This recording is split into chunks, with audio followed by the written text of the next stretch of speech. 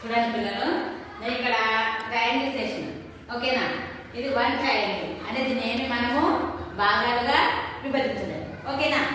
అయితే next triangle ని, ఒక ట్రయాంగిల్ ని 2 భాగాలు సమాన భాగాలుగా చేసిన, ఈక్వల్ పార్ట్స్, 2 ఈక్వల్ పార్ట్స్. ఇక్కడ వచ్చేసరికి 1/3 అంటే 3 ఈక్వల్ పార్ట్స్. మరి ఈ ట్రయాంగిల్ ని 4 ఈక్వల్ పార్ట్స్ చేయాలి. ఎవరు చేస్తారు మరి? గో.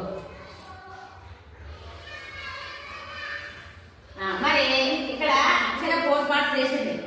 మరి సేమ్ ఉన్నాయి. ఈక్వల్ అంటే ఎట్లుండాలి? సమానంగా ఉండాలి.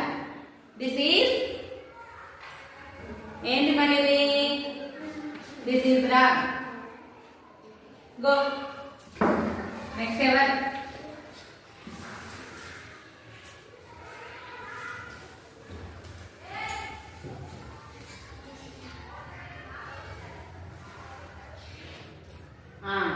ఇది కరెక్టేనా? అంటే ఇక్కడ రిస్క్ 4 ఈక్వల్ పార్ట్స్ ఉన్నాయి. చూడండి ఒకసారి.